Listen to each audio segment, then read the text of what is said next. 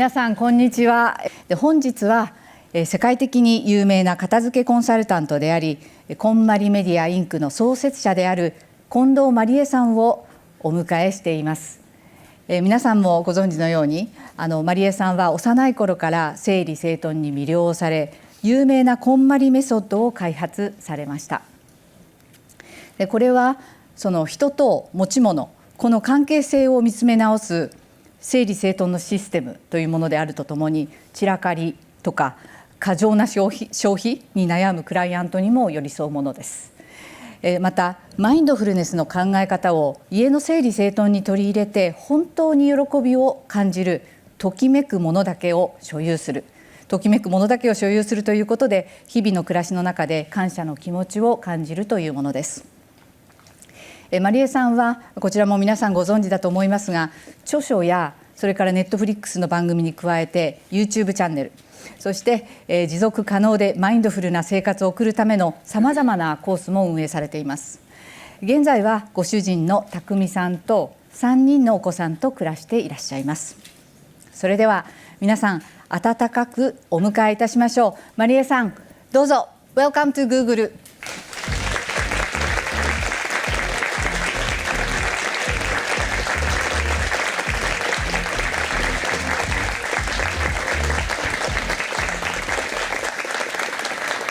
どうぞ。いや、まりえさん存在します皆さんもう嬉しいですね。本当に今日はありがとうございました。お忙しい中、もう本当に毎日のようにね、皆さんに声をかけていられて、もういろんなこういう講演の会があるっていうことなので、お忙しいところとても光栄です。本当にありがとうございます。はい、では早速なんですけれども、まずもう早速質問に入ってしまいますね。その方が皆さんの質問にはつながると思いますので、まず最初に整理整頓がどのようにまりえさんの人生の一部になったか、それについて教えていただいてもいいですか？はい、私は片付けコンサルタントという仕事をしているわけなんですけれども、もともとその片付けに興味を持ち始めたのは5歳の時からなんですね。で、私の母が専業主婦なんですけれども、その母が家の中で家事をしている時がすごく楽しそうなんです、毎日。で、あまりにも毎日楽しそうに家事をしているので、ある日子供の頃聞いたことがあるんですね。お母さんってなんでそんなに毎日楽しそうに家事をしているのっていうふうに聞いたら、私の母が答えたのは、専業主婦って素晴らしい仕事なのよ。こんなふうに私が毎日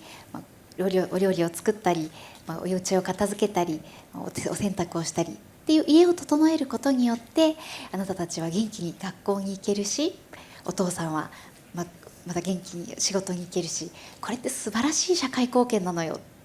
て言ってくれたことが、私にとってすごくインスパイアされている出来事の一つで、小さい頃から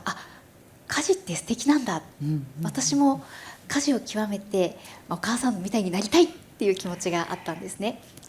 そんなことがあったので、この5歳の時から母親が購読していたライフスタイル雑誌があったんですけれども、いろんな生活の知恵が詰まっている雑誌なんですが、それをもう熟読しているような子供で、とにかくそういったいろんな雑誌を読んでは家の中で片付けの tips を試す。毎日学校から帰ってきたら、今日は自分の家を片付けて、次の日は兄の部屋を片付けて、で妹の部屋を片付けて、キッチンを片付けて、リビングを片付けて、友達の家を片付けて、友達の家を片付けて、また自分の家を片付けるみたいな風に毎日片付けをし続けて、生活がそれで私の青春時代って使い尽くされてきたんですね。で、そのが15歳の時になった時に、本格的に片付けの研究を始めようって思ったんです。それは当時ベストセラーで日本になっていた捨てる技術という本があったんですが、それを読んだことをきっかけに、片付けってすごいんだって、ますます片付けにのめり込むようになりまして、それまではいろいろ料理、掃除、洗濯、片付け、裁縫、家の中にあるもの全部大好きだったんですが、そこから片付け一本ですね。なので学生時代はとにかく日本で刊行されている片付け本というのは一冊残らず全部読む。そしてそこで学んだことはとにかく家の中で実践する。みたいなことをずっと続けていくうちに大学に入ってた頃に、その時に初めて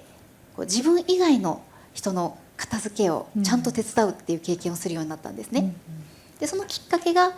大学生になると周りに一人暮らしをする友達というのが増えてくるので、そういう友達を見つけてはお願いだから片付けさせてお願いだから片付けさせてっていうのを声をかけて言っていくうちにちょっと噂になるようになって、こんまりちゃんが遊びに来ると家がきれいになるらしいよでそのうちにだんだん知らない方からもメールをいただくようになって知らない人からそれお金を払うからその片付けを教えてほしいっていうふうに言われるようになって、そこからだんだんその片付けコンサルタントとして仕事になるようになっていったっていうのが、片付けが人生の一部になっていったきっかけなんですね。いやもう私もお友達になりたい。いやね、ちょっと、ね、珍しいですよね当時のね。でも、5歳から始められたってことなので本当にベテランだと思うんですけれども、多くの方々はこんまりさんメソッドについて非常に詳しくいらっしゃるかと思いますけれども、改めてそのメソッドのことをご紹介していただいてもいいですか？はい、こんまりメソッドというのは単に家をきれいに片付けるだけの方法ではなくて、片付けをすることによってその自分の内面と向き合って自分にとって大切なものを選ぶスキルを身につけていくという片付け法なんですね。でそのための一番のポイントというか特徴としているのが、皆さんご存知の方もいらっしゃるかもしれませんが、ときめくものを選ぶというポイントなんですね。ついついお片付けっていうとなんか捨てなければいけないとか、なんかやらなければいけないこと、義務みたいなふうに思っていらっしゃる方も多いと思うんですが、そうではなくって今家の中にあるものから自分にとって持っていて幸せになるもの、自分が大切だなって思えるもの、そしてときめくものを選ぶというのが一番のポイントなんです。じゃあときめくものってどういうふうに選べばいいのかっていうと、これにはとても大切なポイントがあって、それはものを選ぶときに必ず一つ一つのものを触ることなんです。例えばクローゼットの中を開けて見て、これがときめきかなとか、こっちはときめかないかなって選ぶだけではダメなんですね。そうではなくて、物を触った時の自分の感覚を感じてみるというプロセスがとっても大切なんです。なので例えばそのときめくものを触った時というのは体がどういうふうに反応するのかっていうと、例えば何か物を触ります。その時に体の自分の中の細胞がキュンってキュンって上がってくる感じ、このね細胞がグッて上に上がってくる感覚、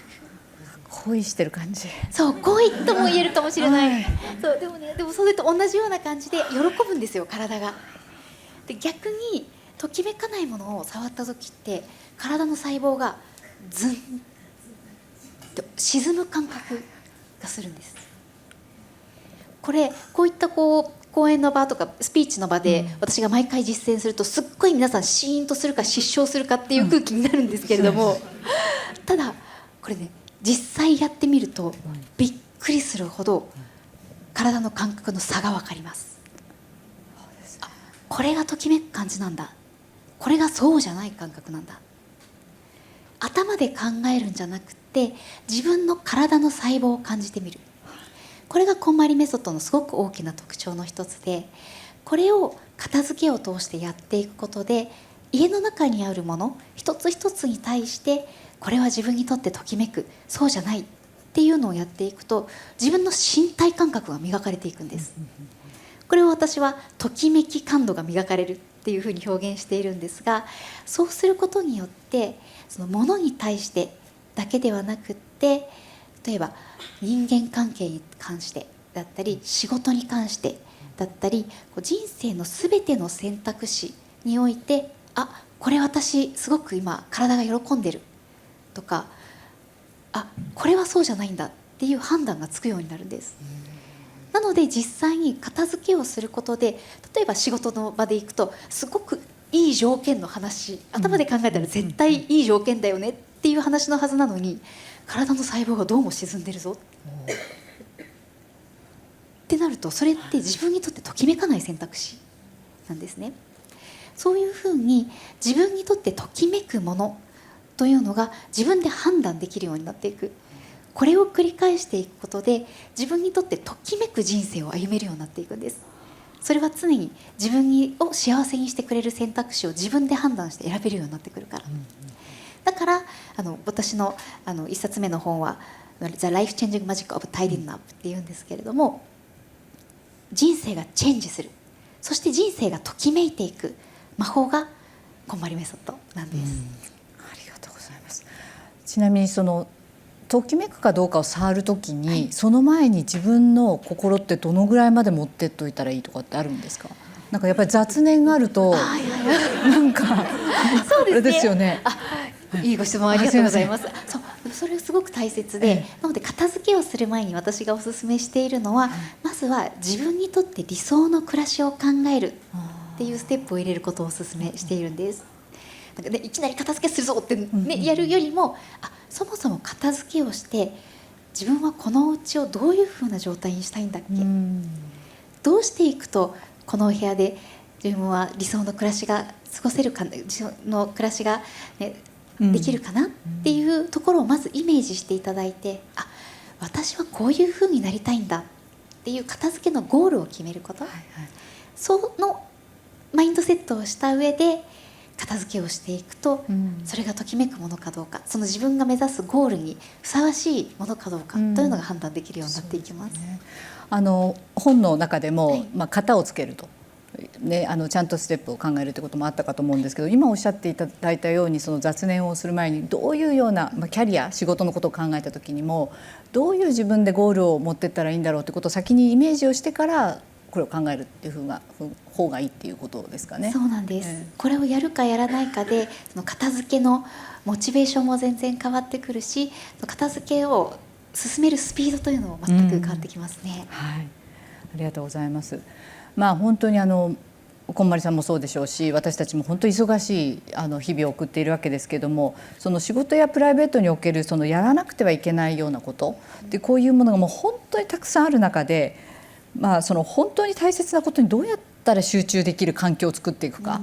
このあたりについても本当まりえさんの考え方を教えていただきたいんですけれど。とにかく私たちも本当におっしゃるとやることもたくさんあるし、お家の中にも物がたくさんある状態で、先ほどKonMariメソッドの一番大切なことってときめくものを選ぶこととお伝えしたんですけれども、それと同じくらい大事なことがありまして、それはそうでないものを手放すこと。このステップは絶対にもう逃れられませんよね。でこの時にそのときめかないものを手放す時のポイントは、その一つ一つのものに必ず感謝をしていくことというのがとても大切なポイントなんですね。例えばお洋服だったり、片付けでいうとときめかないけれども手放すものって、ときめかないけれども手放しにくいものってなかなかあるじゃないですか。そういうものって例えば買ったけれども一回も着なかったお洋服とか、すっごい高かったものとかいろいろあるじゃないですか。そういった手放す時にその一つ一つのものに感謝をしていくんですね。そういう時はそれってこの洋服は私にとってこういうものが似合わないんだなっていうのを教えてくれてどうもありがとうございましたと言ってくれます。もしくはその洋服は自分が買った瞬間にときめきをくれるというのが役割だったかもしれない。これはじゃあ買った瞬間のときめきを本当にありがとうございましたと言ってときめく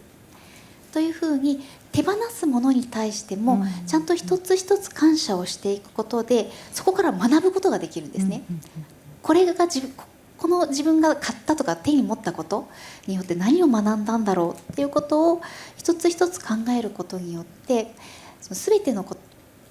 結局じゃあ自分にとって本当に大切なものは何なんだろうっていうものがより明確になってくるんです。なのでより本当に大切なものを大切にしながら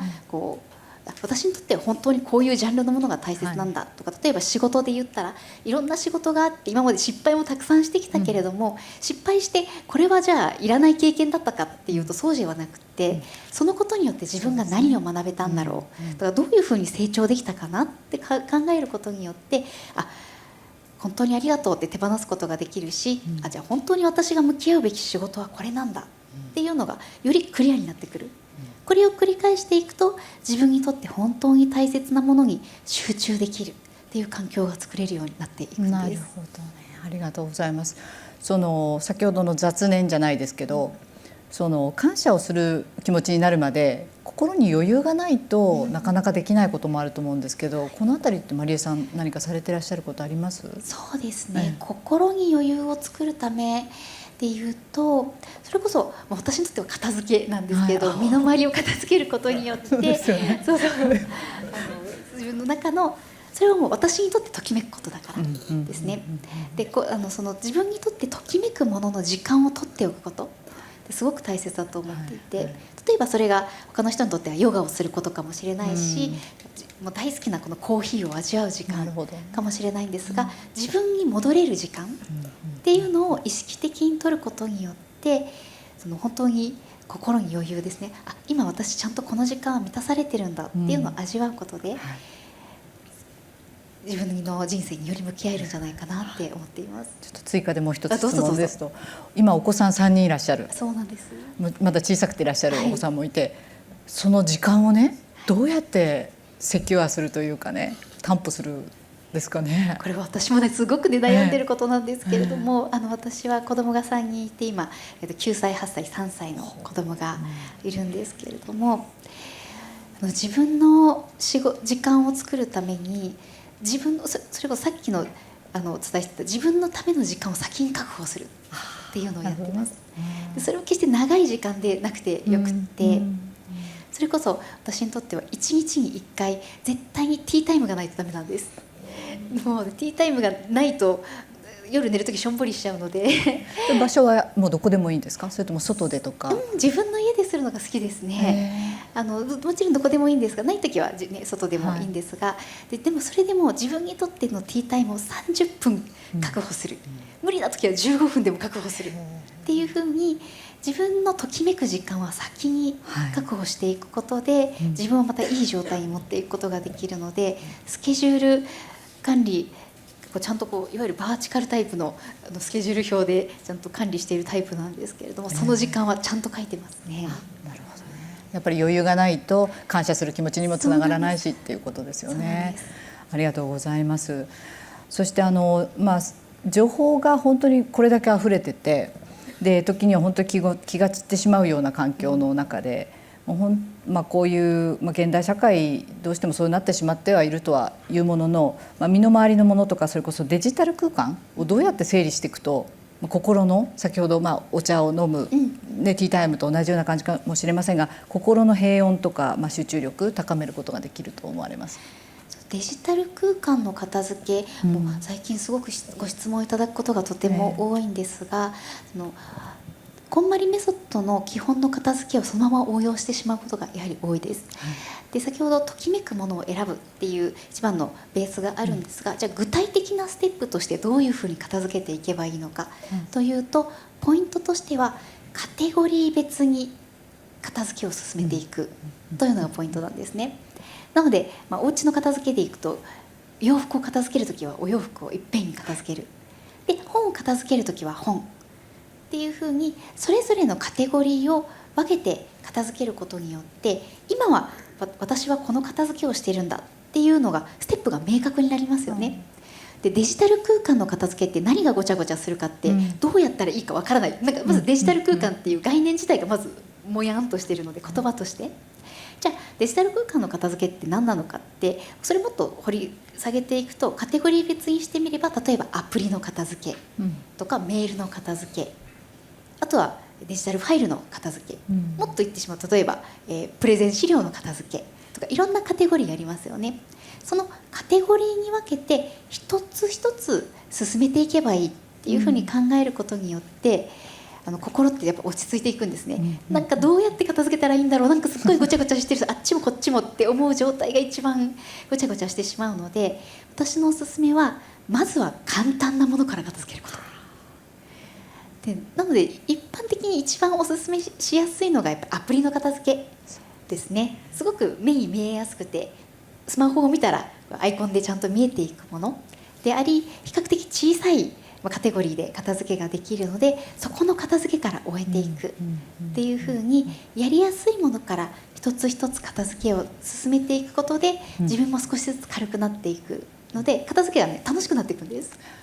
そのデジタル空間の片付けってまりえさんも時々やはり定期的にやられてるんですか？そうですね、定期的にやってます。例えば写真の片付けをする場合は、私の場合は大体毎日やってますね。毎日やってる。子供のがいるとなんかいっぱい撮っちゃいますね。いっぱい撮っちゃうんです。すごい量になってるんです。すごい量になるんですよ。なので撮るたびになんかすごく撮ったなって思ったら、その度にその中からときめくものにハートマークをつけていって、それ以外をざーっと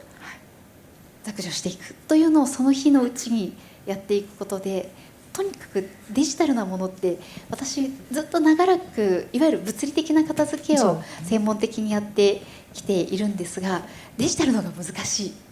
増える量が本当に多いので、スピードもね速いですしね。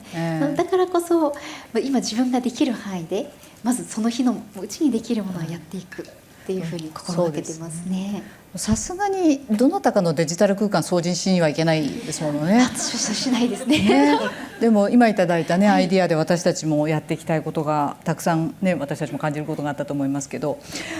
次のご質問としては、そのたくさんの仕事を抱えているともう本当にもうどれを優先していったらいいんだろう、先ほどおっしゃっていただいたように何をやっていかなきゃいけないってカテゴリー別のそのロードマップは見るにしても、やっぱりプライオリティをどうやってつけていくかっていうのが難しかったり、そうなるとタイムマネジメントも難しいってことになってくると思うんですが、どうやったら本当にその仕事の中でときめく時間をしっかりとそのときめく時間を確保していくかってことができるか教えていただいていいですか？はい、これはKonMariメソッドを応用するのであれば、KonMariメソッドって例えばそのカテゴリーの片付けをするときに、じゃあ洋服の片付けをしましょうって言ったときって、全部の洋服を一箇所に集めて出して積み上げるっていうステップがあるんですね。これいろんなテレビだったりネットフリックスの番組とかでやっていくと、皆さん、びっくりされるんですよ。そうですよね。何にびっくりするかって、出した洋服の量、ちょっと想像してみていただけます？自分今のクローゼット、洋服、今持っているものを全部引き出しの中から出して、クローゼットにかかっているやつも全部出して一箇所に積み上げてみていただけます？頭の中で。はい、その量3倍にしてください。それが本当の量です。今までいろんな方の片付けの、レッスンを現場でさせていただいて、皆さん漏れなく思った3倍の量ありましたっておっしゃるんですよ。それくらい全部出すことの効用ってすごいんですね。こんなにあったんだ。つまりお仕事の場合でも自分が持っているタスクを全部出すっていうのをやるんです。自分は今一体どんなプロジェクトを持っていて、どんな作業をやっていて、どんなことに時間を使ってるんだろう。でこれ私も自分の仕事がごちゃごちゃしてくると全部書くんです。どんな、お仕事があってっていうのを全部書いていくんですが、頭真っ青になるほどいっぱいなんですね。だけれども出すと見える。じゃあどういうふうに片付ければいいんだろうっていうそしたら次解決のステップに向かっていくんです。それをもう自分で自然にやりたくなっちゃうんですね。それはお洋服の片付けの場合も、出すともうやるしかないってなるから片付けがどんどん進んでいくのと一緒で、これだけある中で、じゃあ私にとって本当に大切な仕事は何なんだろうとか、本当に成果につながるものは何で、実は惰性でやっていて、なくてもいいものは何なんだろうっていうのが冷静に見えてくる。なのでそんな風に全部を出した後に、自分にとってときめくもの、そうでないもの、ときめくっていうのは本当に好きだっていうところもありますし、あとはその成果につながるとか、自分の成長につながるっていうのももうときめくもの、自分にとってプラスになるものですよね。そういうことも含めてなんですが、自分にとってときめくものとそうでないものを分けていって、そうでないもので可能なものからとにかくこうなくしてみる、手放してみるっていうふうにして整理をしていきます。今お仕事をされている中で、今その全出しを仕事の内容をした時に誰か壁打ちになってくれる方っていらっしゃるんですか？そうですね、私は一人でやることもあるんですけれども、やっぱり私夫の匠さんと呼んでるんですけど、夫が私の会社の、経営者としてもやって、マネージャーとしても、プロデューサーとしても一緒にビジネスパートナーとして活動しているんですけれども、やっぱり誰かと一緒に話すとクリアになることも多いですね。客観的に見るとちょっとそれもういいんじゃないとか、これはあなたの成長にとって必要だよねとかっていう客観的なアドバイスも私にとってはすごく役に立つことがありますね。確かに私たちも、そうですね、マネージャーかもしれないし PR かもしれないし、いろんな方々と話をするうちで、確かに客観的に見たらこれ優先度下げてもいいねっていうの出てきたりもしますものね。ありがとうございます。続いての質問なんですけど、もう本当に何ですかね、必要なくなったって感じるものを整理して、先ほど感謝を込めてさよならをするということだと思うんですけれども、まりえさんのそのお気に入りのその仕事的な実践的なアドバイスがあれば、手放すためのですね、必要なくなったものを手放す時のアイデアですね。物理的な片付けでいらなくなったものを手放す時に、とても一般的な方法としては、もう最近はあれですよね、本当にゴミにとして捨てるというよりはドネートしたりとかすることが多いかなっていう、とか何かとか必要な方にお譲りすることが多いんですけれども、この質問ってあれですけど、仕事的にっておっしゃいました？仕事的な面で何か、例えば今ご自身、お片付けもそうですよね、お片付けも重要だし、それから実際私たちの仕事の中で、これはちょっと重要じゃなく私じゃなくてもできるかなっていうものもあるかもしれないと、そういう時にどういうふうにまりえさんの場合それをパスするんですかね？そうですね、もちろん私も自分の仕事を他の方にねパスしたりすることもあるんですが、本当に自分がするよりもその相手というかその方がした方が全体にとってときめく、いい状態かどうかというふうに思った時にはすることが多いですね。そうですね。例えば私は今までずっとその片付けコンサルタントの仕事をしてた時に、そのコンサルタントの仕事って基本的にはお客様のお家に行って1対1で片付けをして、そして実際に一緒に片付けをしていくので、すごく時間がかかる仕事なんですね。ちなみに私の片付けレッスンって1回5時間なんですよ。5時間みっちり一緒にレッスンをしてっていうのをずっとやってたんですね。すごい。そうでちょっとだけ余談なんですが、一時期レッスンがたくさん入りすぎた時に1日3件のそのレッスンをしていたことがありまして、それ普通に数えてもどうも1日にフィットしない。そう、朝6時から11時まで、6時から11時まで、12時から6時まで、5時までで、6時から夜10時までみたいな感じで、当時まだ20代だったのですごいまだ体力があってできていた時があったんですが、それをやっていた時にさすがにちょっとパンパンになってしまったり、それでもたくさんのそのご依頼をいただくようになった時に、これを今自分がずっとやるよりもその後その本を出すようになって、たくさんの方にそのKonMariメソッドというのを伝える立場になった時に、こんな風にまずはKonMariメソッドの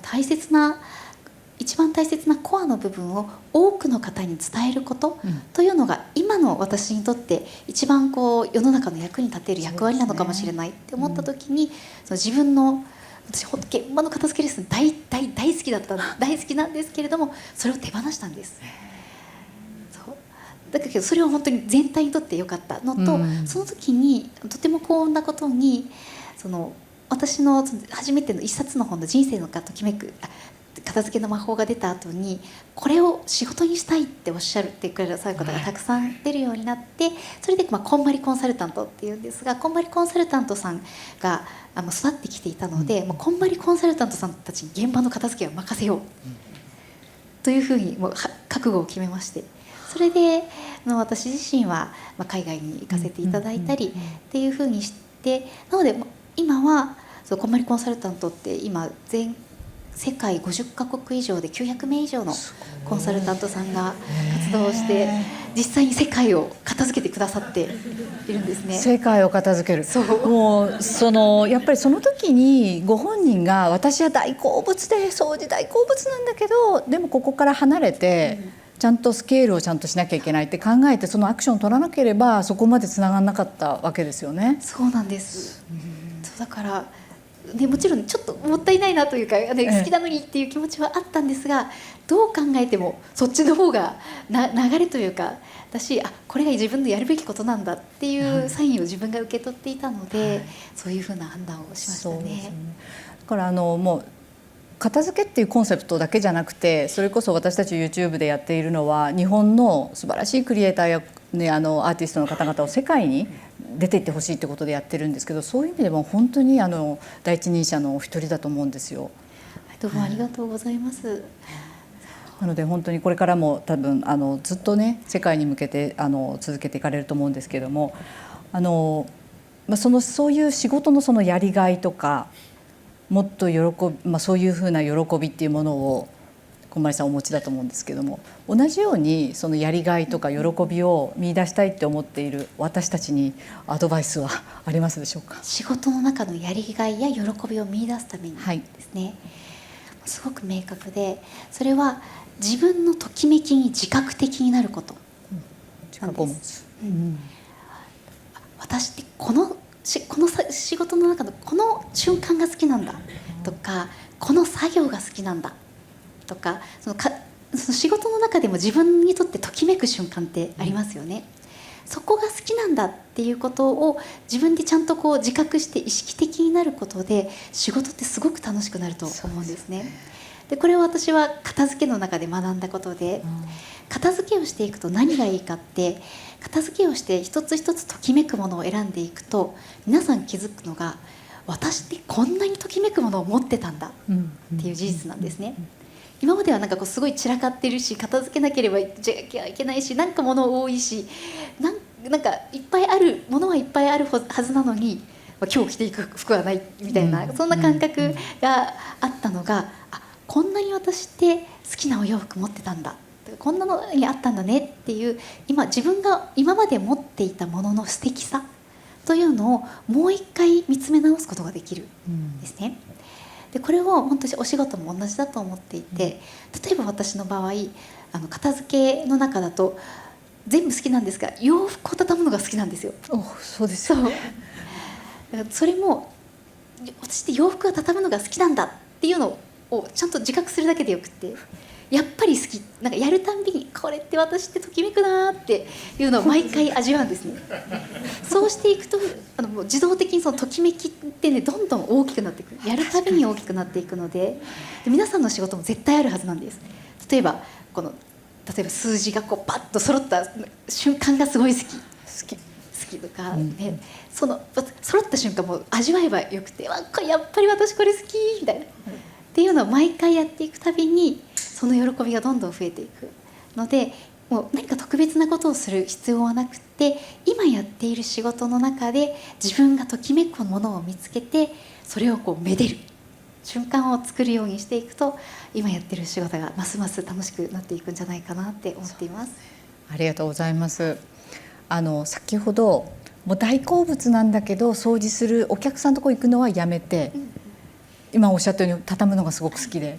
ここのどこで線をこれまでねプロフェッショナルとして歩んでいく中で、どういうふうにそこのところの何ですかね、折り合いつけてきたっていうか。そうですね、でもその場合は自分がときめいていることを相手に渡すというか、つなげていくのを意識していて、つまり洋服って畳むのって楽しいよねってっていうのをあなたは教えるんだよねっていう、ね、そうそう、あなたもそれを伝えていくんだよねって、あなたはあなたのねちょっと一番ときめくパートがあると思うけれども、で何が大切かってなんかその仕事をする自分自身のエネルギーがときめいていることっていうのが私はすごく大切だと思っていて、なので私はいつもこんまりコンサルタントさんたちに言っているのは、皆さんからまずときめきましょう、まずはご自分の生活の中を整えて自分が毎日ときめく毎日を送ること、これがすごく大切で、この状態でコンサルタントさんたちがいるからこそお客さんと対峙した時にそのときめきが伝わっていくし、そうしていくとそのお客さんのときめきがそのご家族に伝わって、そのご家族のときめきがまたコミュニティに広がって、それがもっといくと国に広がって世界に広がっていく、このように世界のときめき総量を増やしましょうっていうふうに私はいつもお伝えしているんです。ありがとうございます。確かに例えば会議をね、私たちもする時にもなんかときめいて楽しくやった方が、ご機嫌でやった方がいいですよね、ミーティングもね、仕事も。ありがとうございます。ではですね、続いてグーグラーの皆さんからのご質問にお答えしていく時間になりました。世界各地の Google オフィスから届いた質問をですね、皆さんに世界各地から来ました。ありがとうございます。まずは東京オフィスのマークさんからの質問です。周りの人の整理整頓をサポートし、一緒に片付けを学びながらお互いに集中できる環境を作るにはどうすればよいでしょうか、という質問です。マークさん、ありがとうございます。ありがとうございます。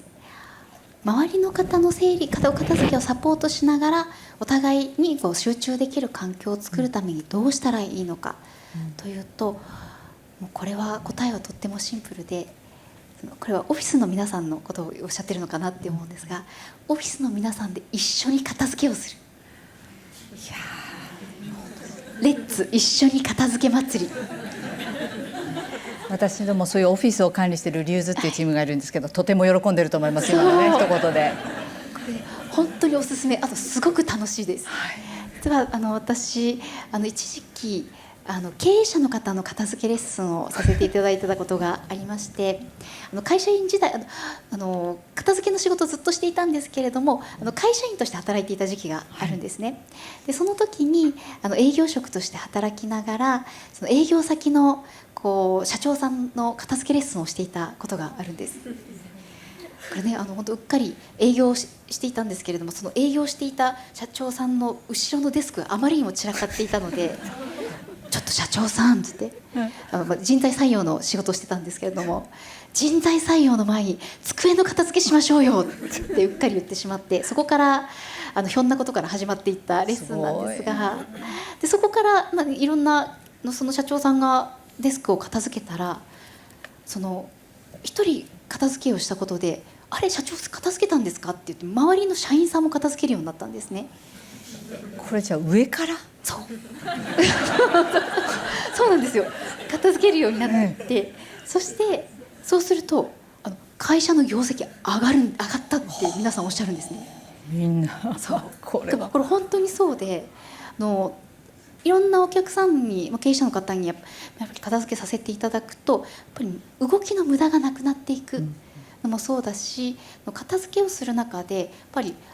自分の頭の中も整理できていくので、この事業はちょっとそろそろ縮小しようかなとか、今度はここに力を入れるべきなんだっていう、それこそときめき、なんか事業のときめき感度がどんどん上がっていって、そして経営上の判断もできるようになっていく。これは私が別にそういうアドバイスをしたことは一切ないんですけれども、皆さんが自発的にそういう変化が起きているっていうのはもう何度も目の当たりにしてきた中で効果があります。で私も私たちの会社でも企業研修というのも提案していまして、こんまり流片付けを企業の中でもやりましょうということで、社員さん皆さんでやったり、あとはそのグループの中、全社でやらなくても例えばこのグループだけでまずやってみるっていうふうにして片付けを取り入れて、皆さんで片付けをすると楽しい、すっきりする、業績曲がる。楽しい、すっきりする、業績曲がる、いいことづくめです。マークさん、まずはチームでこれをやりましょう。一緒に、とてもおすすめです。ありがとうございます。ありがとうございます。そして次はアメリカボルダーオフィスのバレンティナさんからですね。KonMariメソッドによって多くの人が身の回りのものを整理し喜びを見出してきたかと思います。KonMariさんご自身はデジタルライフにおいてKonMariメソッドをどのように実践されていますか。先ほどねお話しいただいたんですけども、メールやファイル、写真の整理に苦労している私たちにアドバイスをいただけますか。先ほど教えていただいたようにそのカテゴリー分けをしていくと簡単に進むんじゃないかということですよね。そう、カテゴリーで分けていくことと、一番簡単なものから手をつけていって、だんだん自分の身の回りを軽くしていくこと。あとは例えばデータを片付けるときに参考にしているのが、私は書類の片付けを家でずっとお手伝いさせていただいたんですけれども、書類を片付けるときに考えることってすごくシンプルで、残すべき書類って最終的に2種類だけ、2種類に分けられる。それは保存か未処理か。未処理なものというのは終わったらもう捨てられるもの、手放すもの、やるべきことで、保存は何かしらの形で保存していくべきもの、まずはその2つのカテゴリーだけを考えていくと、すごくこのカテゴリー分けがすごくシンプルになっていくんですね。でファイルを整理する目的って何かっていうと、未処理を明確にすることと、あとは保存していくものを簡単に取り出せるように整理していること、この2つがやるべきことなので、その未処理か保存かの質問を覚えておくだけで、そのデータの片付けってとってもシンプルになっていきます。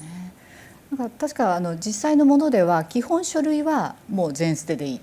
てねお話ししていらっしゃって、その残りの2つの未処理の部分ともう1つの部分さえは残しておきましょうと。それと同じ考え方でデジタルの方もいけるんじゃないかと。そうですね、私が書類の片付けの時のポイントとしていつもお伝えしているのが、書類は全捨てです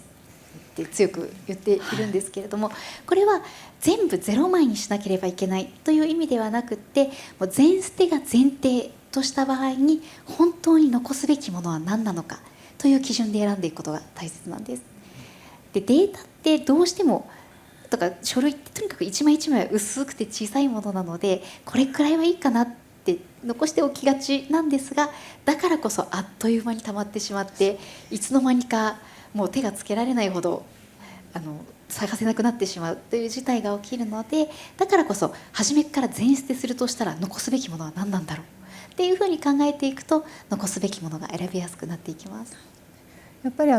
のキャリアのことも同じですけど、最終的なゴールのイメージをかなりクリアに持って、そこに対してのアプローチをしていこうというところありますね。そうですね、なのでオフィスの片付けをする時も片付けをして、どういう状態の働き方が自分にとって理想なんだろう、どういうオフィスで働いていきたいかなっていうゴールを思い浮かべるっていうのはとてもおすすめですね。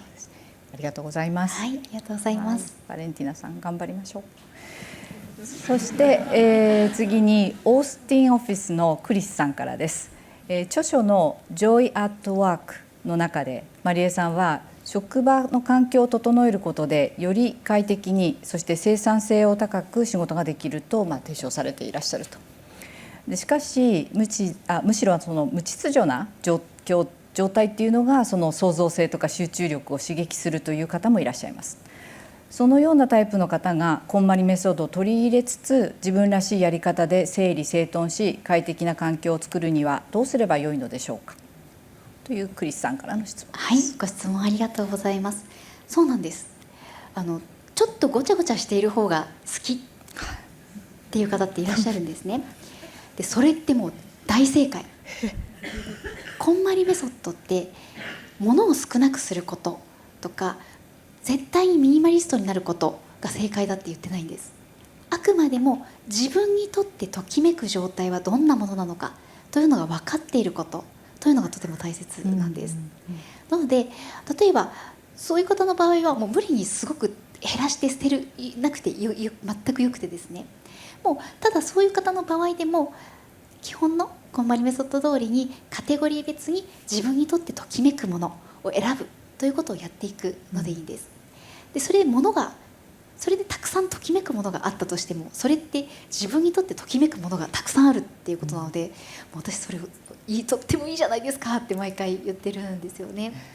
すごく素敵なことで、最終ゴールは自分にとって心地いい状態であること、そして今の自分の状態が好きだなって思えることというのが大切なので、物が多いこと自体はもうそのまま受け入れつつ、ただ自分にとって少しでも使いやすかったり分かりやすくするようにどこに何があるのかが分かっている状態、そして自分がどれだけのものを持っているかというのを分かっている状態である、ということがとても大切なので、カテゴリー別に収納を作っていく、この基本さえ分かってでお作りいただければ大丈夫です。そうですね、ありがとうございます。いろんな方、いろんなスタイルがありますものね。だからそれの自分をまず認めてあげるっていうか、それを受け入れるっていうことも重要なのかなとお話を伺っていて、ね、思いました。あとちょっと私からも質問が、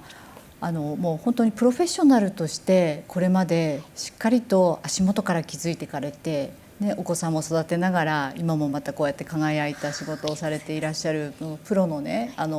方に、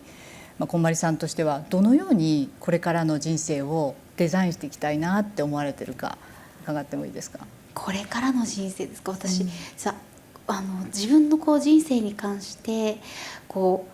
すごい長期的な視野があって何かを決めているって実はしていないんです、はい、ただ常に今いただいているチャンスだったりお話だったりをなんか一つ一つ大切にしていくこと、今あるものを大切にして自分ができることをやっていく、先に次に来たものに対して答えていくっていうのが私の実は好きなスタイルなんですよね。なので私自身は本当にすごくありがたいことにいろんな方にお声掛けいただいたりして、すごく本当にいつもありがたいなっていうふうに思っています。でも本当に先ほど一番初めにお伝えしたように、私自身は本当に片付けがただただ好きで、もうずっと部屋で片付けするのが好きなタイプだったんですけれども、いつの間にかこんなふうにたくさんの方の前でお話しする立場になっていったっていうのは、自分自身もちょっとだけ不思議な感覚があります。ただそれは自分でも思っているのが、決して本当に私が何かすごい特別なことをやったとかすごいことをやったっていうわけではなくて、やっぱりその時々に必ず支えてくださっている方がいたり、サポートしてくださっている方がいて、そういった方たちと一緒に作ってきたものだけしかないので、なのでこれからも本当にいろんな方とご縁をつないでいただきながら、ときめく仕事ができたらなっていうふうに考えています。もうね、本当に私たち誇りに思ってますので、ぜひこれからのご活躍もね、本当に祈りしております。ありがとうございます。まだまだね、お伺いしたいことはたくさんあるんですが、お時間となりました。本日は本当にまりえさん、Google にお越しいただいて本当にありがとうございます。はい、本当に皆さん今日はどうもありがとうございました。